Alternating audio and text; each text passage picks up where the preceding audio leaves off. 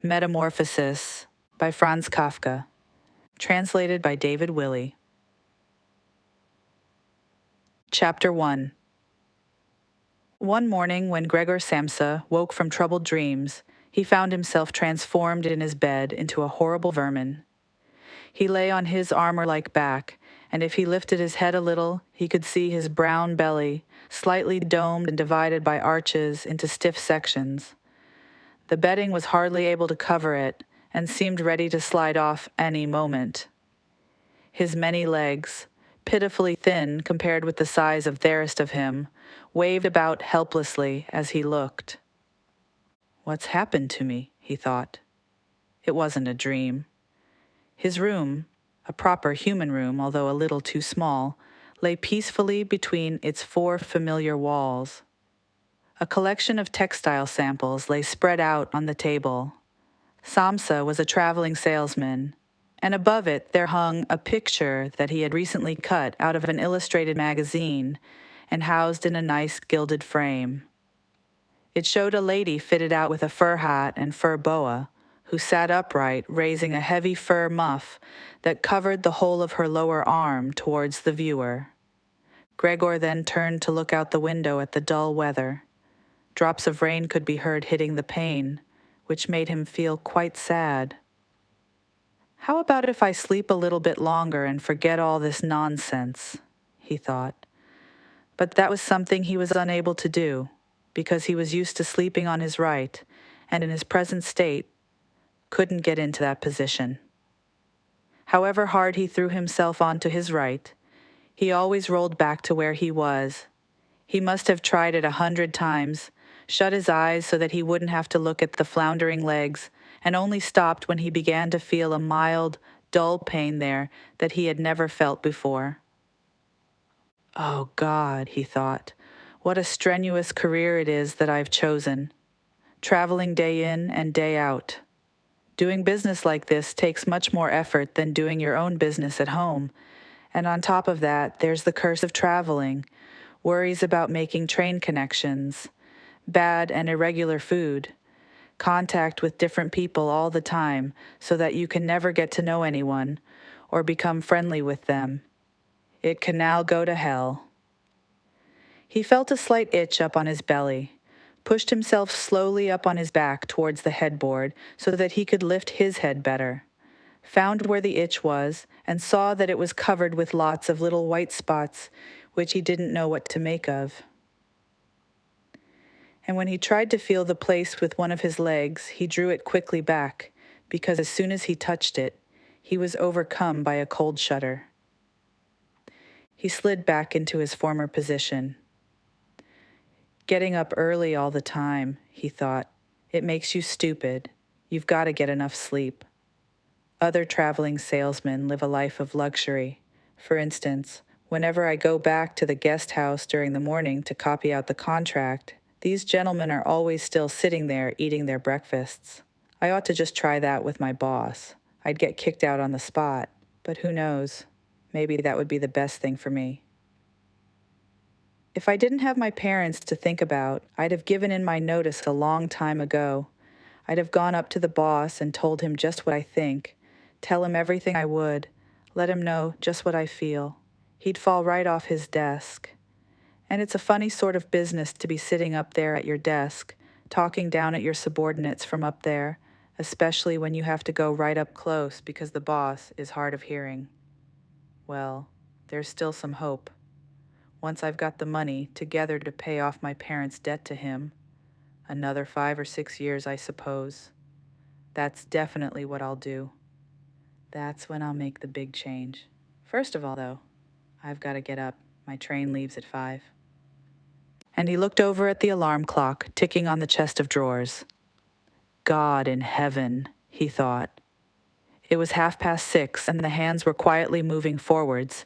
It was even later than 7:30, more like 7:15. Had the alarm clock not rung?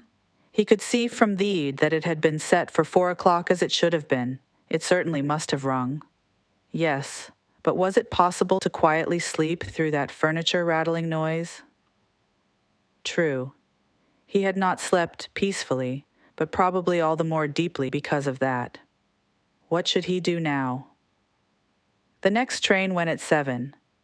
If he were to catch, that he would have to rush like mad, and the collection of samples was still not packed, and he did not at all feel particularly fresh and lively.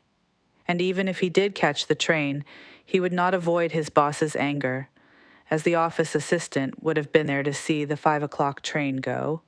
He would have put in his report about Gregor's not being there a long time ago. The office assistant was the boss's man, spineless, and with no understanding. What about if he reported sick? But that would be extremely strained and suspicious, as in 5 years of service, Gregor had never once yet been ill. His boss would certainly come round with the doctor from the medical insurance company, accuse his parents of having a lazy son, and accept the doctor's recommendation not to make any claim, as the doctor believed that no one was ever ill, but that many were work-shy. And what's more, would he have been entirely wrong in this case? Gregor did, in fact, apart from excessive sleepiness after sleeping for so long, feel completely well and even felt much hungrier than usual. He was still hurriedly thinking all this through, unable to decide to get out of the bed when the clock struck 7:15. There was a cautious knock at the door near his head. "Gregor," somebody called. It was his mother. "It's 7:15. Didn't you want to go somewhere?" That gentle voice. Gregor was shocked when he heard his own voice answering. It could hardly be recognized as the voice he had had before. As if from deep inside him, there was a painful and uncontrollable squeaking mixed in with it. The words could be made out at first, but then there was a sort of echo which made them unclear, leaving the hearer unsure whether he had heard properly or not. Gregor had wanted to give a full answer and explain everything, but in the circumstances contented himself with saying, "Yes, Mother. Yes, thank you. I'm getting up now." The change in Gregor's voice probably could not be noticed outside through the wooden door, as his mother was satisfied with this explanation and shuffled away. But this short conversation made the other members of the family aware that Gregor, against their expectations, was still at home. And soon his father came knocking at one of the side doors, gently, but with his fist. "Gregor, Gregor," he called. "What's wrong?" And after a short while he called again, with a warning deepness in his voice. "Gregor, Gregor." At the other side door, his sister came plaintively. "Gregor, aren't you well? Do you need anything?" Gregor answered to both sides. "I'm ready now," making an effort to remove all the strangeness from his voice by enunciating very carefully and putting long pauses between each individual word. His father went back to his breakfast, but his sister whispered, "Gregor, open the door, I beg of you." Gregor, however, had no thought of opening the door, and instead congratulated himself for his cautious habit, acquired from his traveling, of locking all doors at night, even when he was at home. The first thing he wanted to do was to get up in peace without being disturbed, to get dressed, and most of all, to have his breakfast. Only then would he consider what to do next, as he was well aware that he would not bring his thoughts to any sensible conclusions by lying in bed. He remembered that he had often felt a slight pain in bed, perhaps caused by lying awkwardly, but that had always turned out to be pure imagination, and he wondered how his imaginings would slowly resolve themselves today. He did not have the slightest doubt that the change in his voice was nothing more than the first sign of a serious cold, which was an occupational hazard for traveling salesmen. It was a simple matter to throw off the covers. He only had to blow himself up a little, and they fell off by themselves. But it became difficult after that, especially as he was so exceptionally broad. He would have used his arms and his hands to push himself up, but instead of them, he only had all those little legs continuously moving in different directions, and which he was moreover unable to control. If he wanted to bend one of them, then that was the first one that would stretch itself out. And if he finally managed to do what he wanted with that leg, all the others seemed to be set free and would move about painfully. "This is something that can't be done in bed," Gregor said to himself, "so don't keep trying to do it." The first thing he wanted to do was get the lower part of his body out of the bed, but he had never seen this lower part and could not imagine what it looked like. It turned out to be too hard to move. It went so slowly. And finally, almost in a frenzy, when he carelessly shoved himself forwards with all the force he could gather, he chose the wrong direction, hit hard against the lower bedpost, and learned from the burning pain he felt that the lower part of his body might, well, at present, be the most sensitive. So then he tried to get the top part of his body out of the bed first, carefully turning his head to the side. This he managed quite easily, and despite its breadth and its weight, the bulk of his body eventually followed slowly in the direction of the head. But when he had at last got his head out of the bed and into the fresh air, it occurred to him that if he let himself fall, it would be a miracle if his head were not injured, so he became afraid to carry on pushing himself forward the same way. And he could not knock himself out now at any price. Better to stay in bed than lose consciousness. It took just as much effort to get back to where he had been earlier, but when he lay there sighing and was once more watching his legs as they struggled against each other even harder than before, if that was possible, he could think of no way of bringing peace and order to this chaos. He told himself once more that it was not possible for him to stay in bed, and that the most sensible thing to do would be to get free of it in whatever way he could at whatever sacrifice. At the same time, though, he did not forget to remind himself that calm consideration was much better than rushing to desperate conclusions. At times like this, he would direct his eyes to the window and look out as clearly as it could. But unfortunately, even the other side of the narrow street was enveloped in morning fog, and the view had little confidence or cheer to offer him. 7 o'clock already, he said to himself when the clock struck again. 7 o'clock, and there's still a fog like this. And he lay there quietly a while longer, breathing lightly as if he perhaps expected the total stillness to bring things back to their real and natural state. But then he said to himself, "Before it strikes 7:15, I'll definitely have to have got properly out of bed. And by then, somebody will have come round from work to ask what's happened to me as well, as they open up at work before 7 o'clock. And so he set himself to the task of swinging the entire length of his body out of the bed, all at the same time. If he succeeded in falling out of bed in this way, and kept his head raised as he did so, he could probably avoid injuring it. His back seemed to be quite hard, and probably nothing would happen to it falling onto the carpet.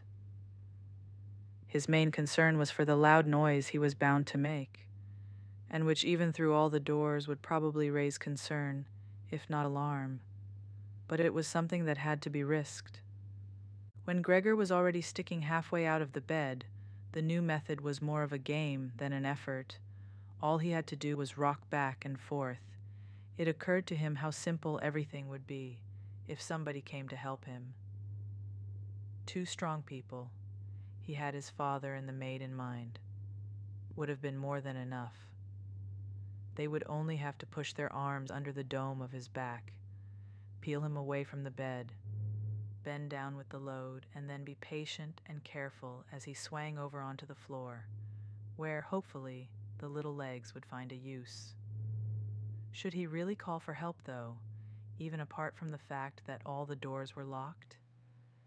Despite all the difficulty he was in, he could not suppress a smile at this thought.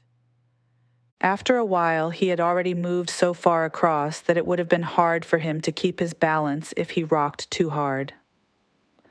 The time was now 7:10, and he would have to make a final decision very soon. Then there was a ring at the door of the flat. "That'll be someone from work," he said to himself, and froze very still, All those little legs only became all the more lively as they danced around. For a moment, everything remained quiet. "They're not opening the door," Gregor said to himself, caught in some nonsensical hope. But then, of course, the maid's firm steps went to the door as ever and opened it. Gregor only needed to hear the visitor's first words of greeting, and he knew who it was, the chief clerk himself. Why did Gregor have to be the only one condemned to work for a company where they immediately became highly suspicious at the slightest shortcoming? Were all employees, every one of them, louts? Was there not one of them who was faithful and devoted, who would go so mad with pangs of conscience that he couldn't get out of bed if he didn't spend at least a couple of hours in the morning on company business? Was it really not enough to let one of the trainees make inquiries, assuming inquiries were even necessary? Did the chief clerk have to come himself?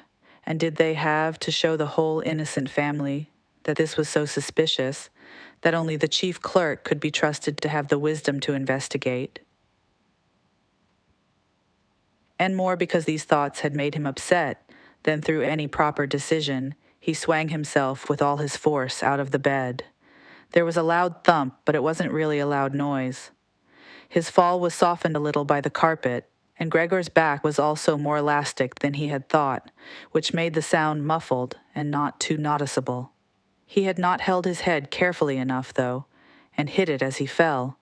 Annoyed and in pain, he turned it and rubbed it against the carpet. "Something's fallen down in there," said the chief clerk in the room on the left. Gregor tried to imagine whether something of the sort that had happened to him today could ever happen to the chief clerk too. You had to concede that it was possible. But as if in gruff reply to this question, the chief clerk's firm footsteps in his highly polished boots could now be heard in the adjoining room. From the room on his right, Gregor's sister whispered to him to let him know. "Gregor, the chief clerk is here." "Yes, I know," said Gregor to himself, but without daring to raise his voice loud enough for his sister to hear him. "Gregor," said his father now from the room to his left, "the chief clerk has come round and wants to know why you didn't leave on the early train. We don't know what to say to him. And anyway, he wants to speak to you personally, so please open up this door. I'm sure he'll be good enough to forgive the untidiness of your room." Then the chief clerk called, "Good morning, Mr. Samsa." "He isn't well," said his mother to the chief clerk, while his father continued to speak through the door. "He isn't well, please believe me. Why else would Gregor have missed a train? The lad only ever thinks about the business. It nearly makes me cross the way he never goes out in the evenings. He's been in town for a week now, but stayed home every evening. He sits with us in the kitchen and just reads the paper or studies train timetables. His idea of relaxation is working with his fret saw. He's made a little frame, for instance. It only took him 2 or 3 evenings. You'll be amazed how nice it is. It's hanging up in his room. You'll see it as soon as Gregor opens the door. Anyway, I'm glad you're here. We wouldn't have been able to get Gregor to open the door by ourselves. He's so stubborn. And I'm sure he isn't well. He said this morning that he is, but he isn't. I'll be there in a moment," said Gregor slowly and thoughtfully, but without moving so that he would not miss any word of the conversation. "Well, I can't think of any other way of explaining it, Mrs. Samsa," said the chief clerk. "I hope it's nothing serious, but on the other hand, I must say that if we people in commerce ever become slightly unwell, then, fortunately or unfortunately as you like, we simply have to overcome it because of business considerations." "Can't the chief clerk come in to see you now, then?" asked his father impatiently, knocking at the door again.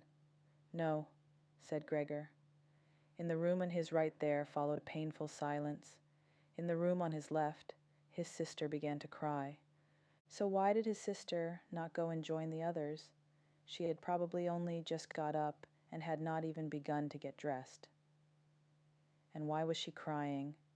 Was it because he had not got up and had not let the chief clerk in because he was in danger of losing his job, and if that happened, his boss would once more pursue their parents with the same demands as before? There was no need to worry about things like that yet. Gregor was still there and had not the slightest intention of abandoning his family. For the time being, he just lay there on the carpet, and no one who knew the condition he was in would seriously have expected him to let the chief clerk in. It was only a minor discourtesy, and a suitable excuse could easily be found for it later on. It was not something for which Gregor could be sacked on the spot, and it seemed to Gregor much more sensible to leave him now in peace, instead of disturbing him with talking at him and crying. But the others didn't know what was happening. They were worried. That would excuse their behavior. The chief clerk now raised his voice. "Mr. Samsa," he called to him, "what is wrong? You barricade yourself in your room, give us no more than yes or no for an answer.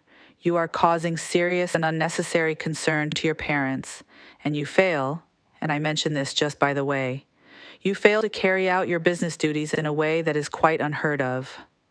I'm speaking here on behalf of your parents and of your employer, and really must request a clear and immediate explanation. I'm astonished, quite astonished.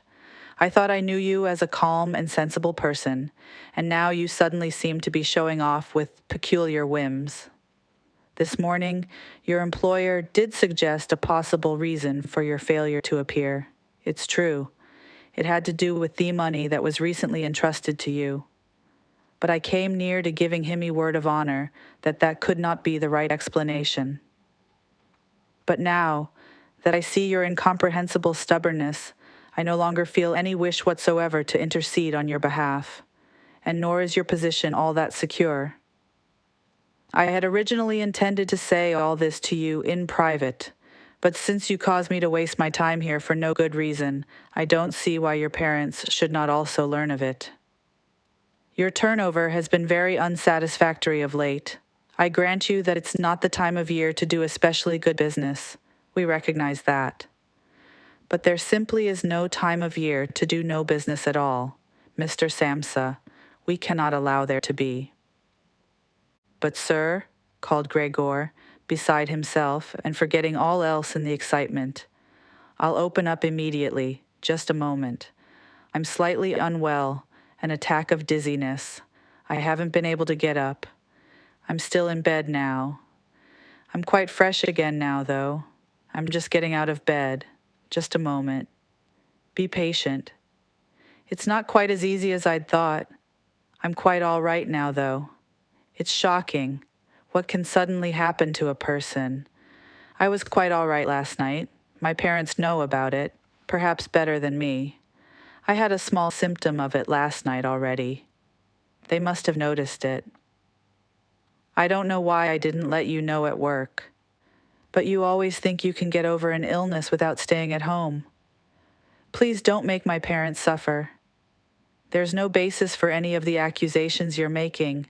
Nobody's ever said a word to me about any of these things.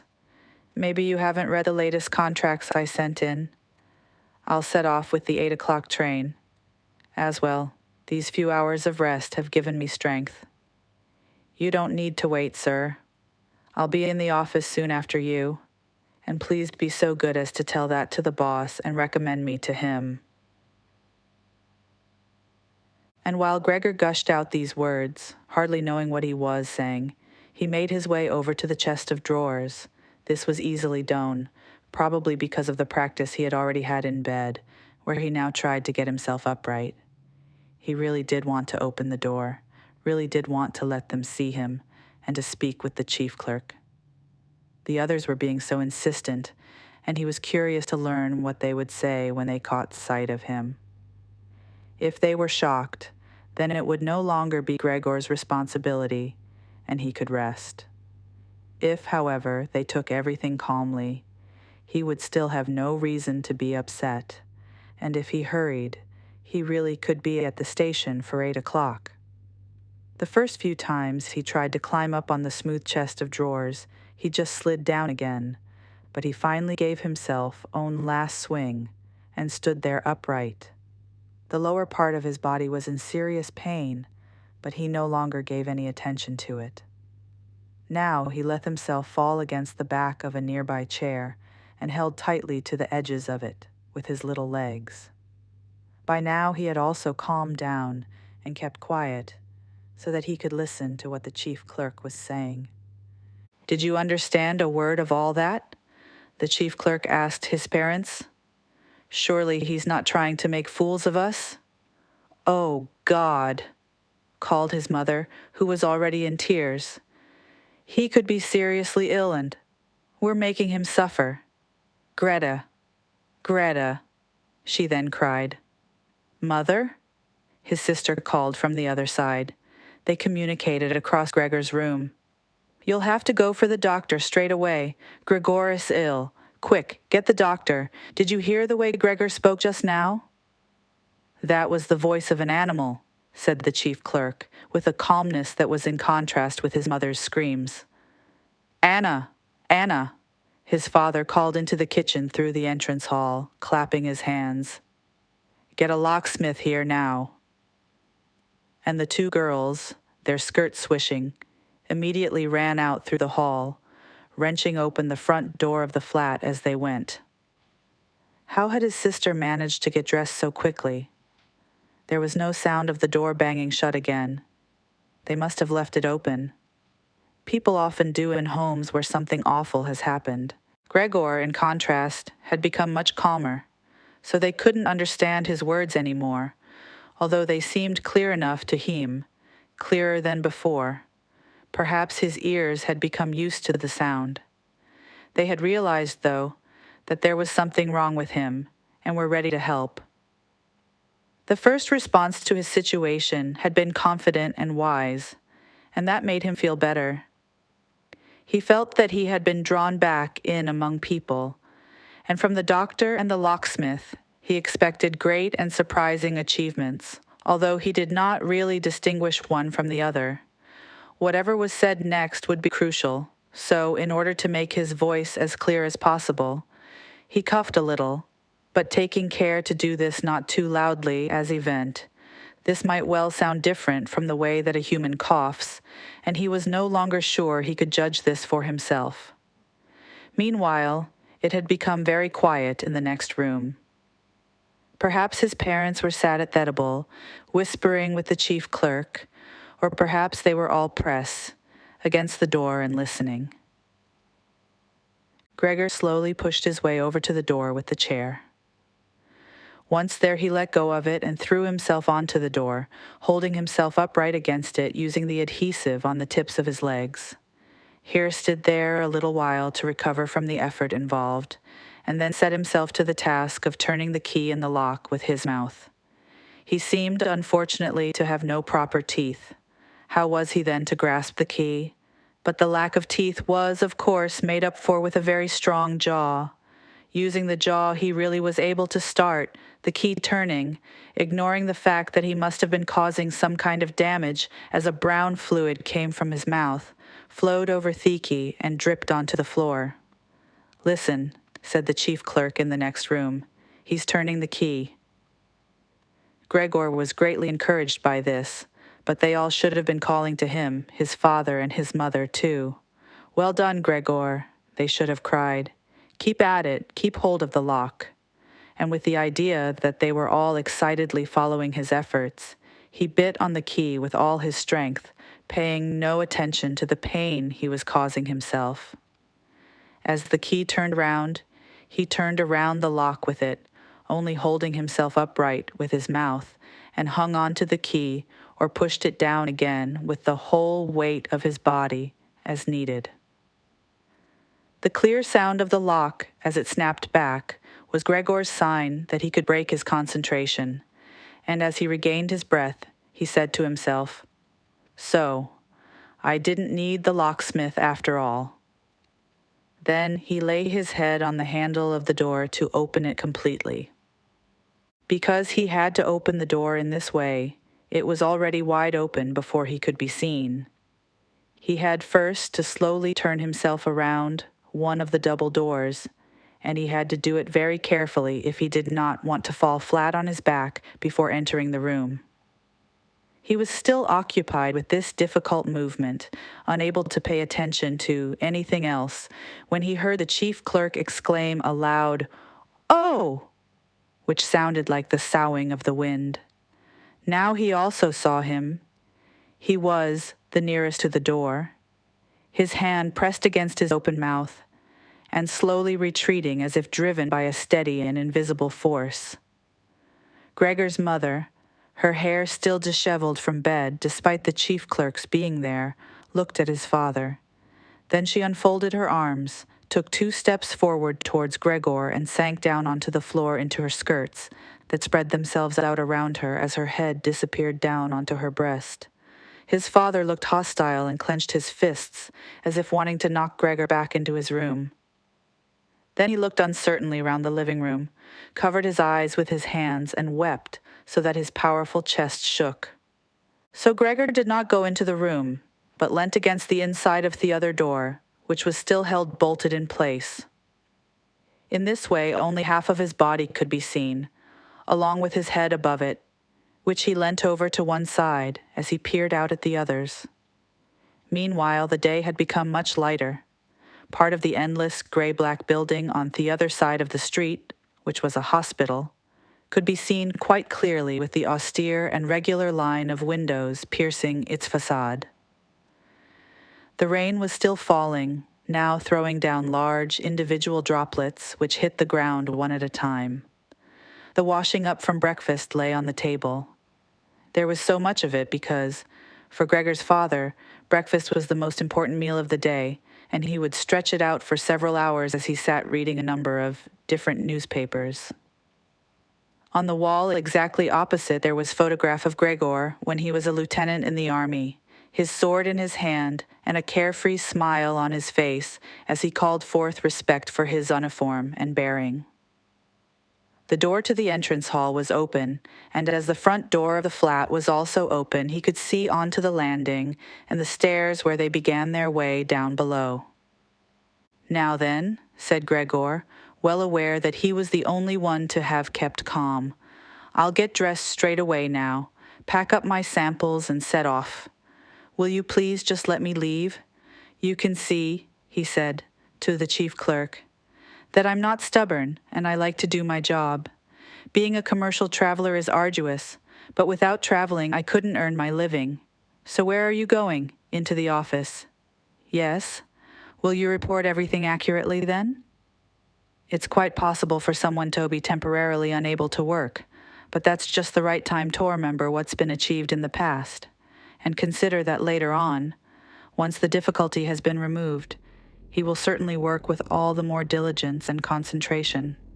You're well aware that I'm seriously in debt to our employer, as well as having to look after my parents and my sister, so that I'm trapped in a difficult situation, but I will work my way out of it again. Please don't make things any harder for me than they are already, and don't take sides against me at the office. I know that nobody likes the travelers. They think we earn an enormous wage, as well as having a soft time of it. That's just prejudice, but they have no particular reason to think better of it. But you, sir, you have a better overview than the rest of the staff. In fact, if I can say this in confidence, a better overview than the boss himself. It's very easy for a businessman like him to make mistakes about his employees and judge them more harshly than he should.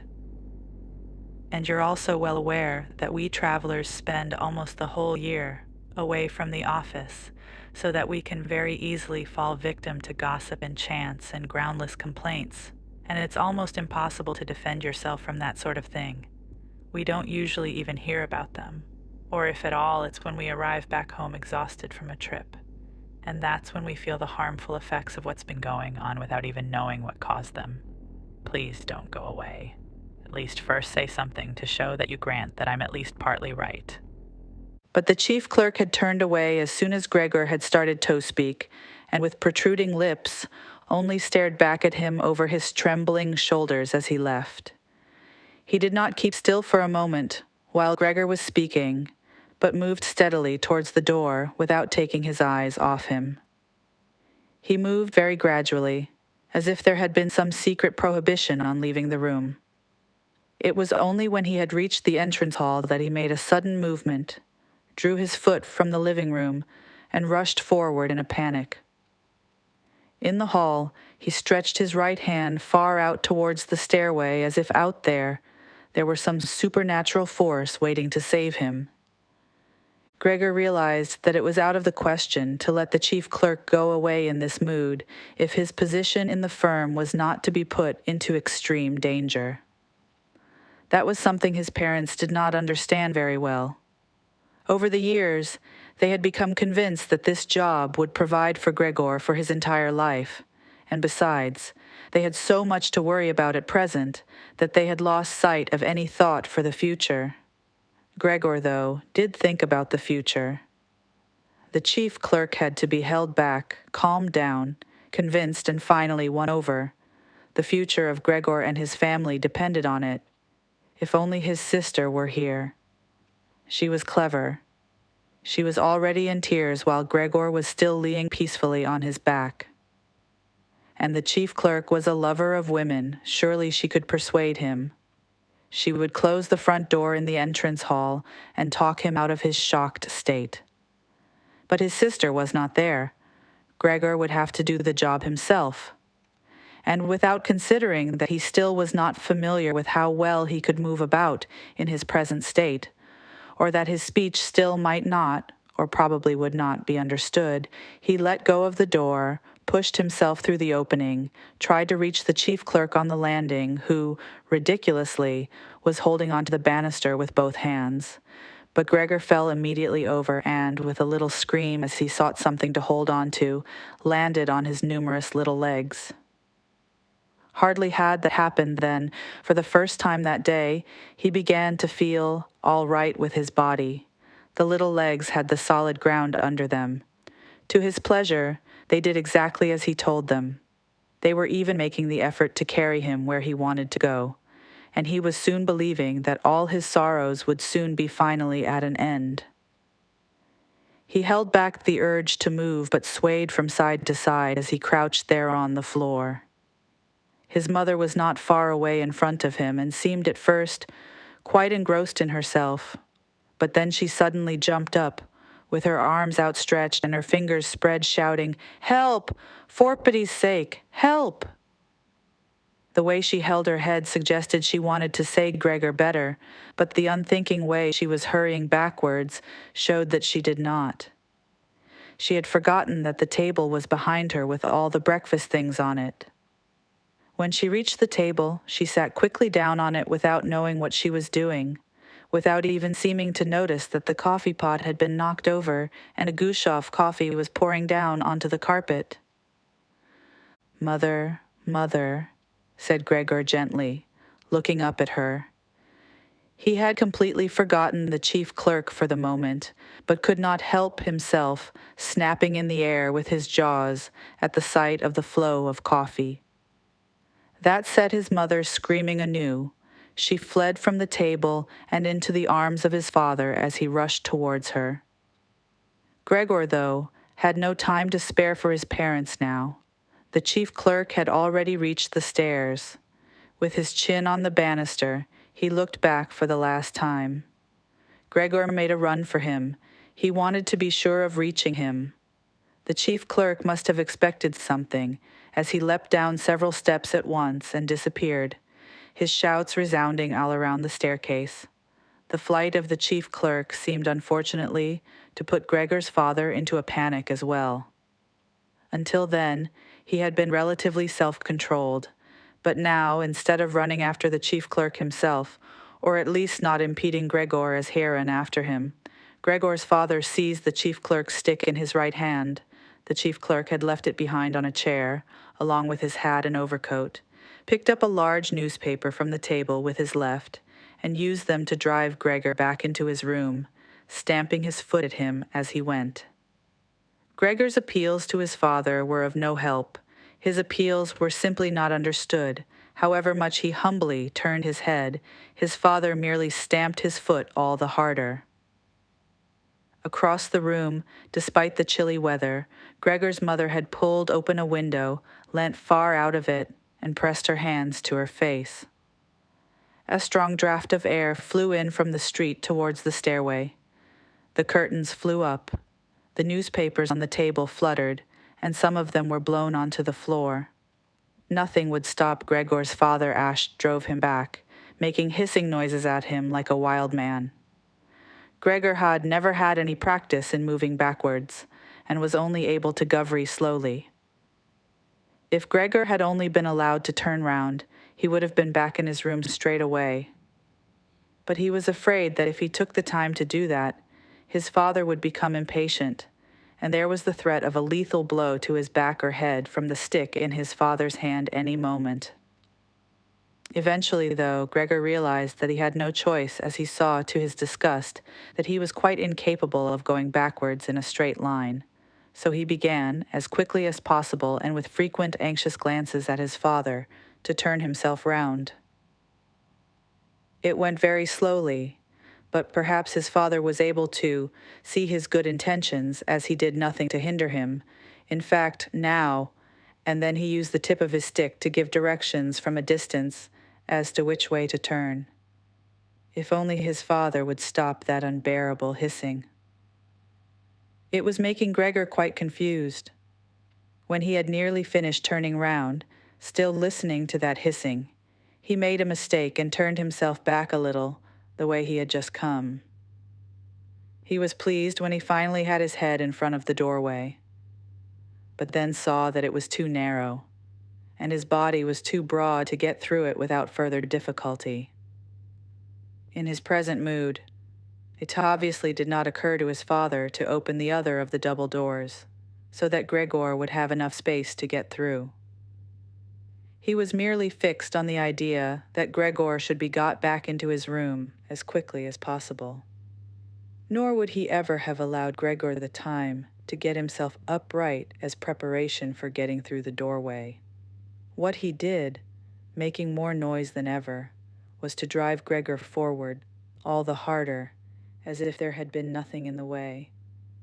It sounded to Gregor as if there was now more than one father behind him. It was not a pleasant experience, and Gregor pushed himself into the doorway without regard for what might happen. One side of his body lifted itself. He lay at an angle in the doorway. One flank scraped on the white door and was painfully injured, leaving vile brown flecks on it. Soon he was stuck fast and would not have been able to move at all by himself. The little legs along one side hung quivering in the air, while those on the other side were pressed painfully against the ground. Then his father gave him a hefty shove from behind, which released him from where he was held and sent him flying and heavily bleeding deep into his room. The door was slammed shut with the stick. Then finally, all was quiet.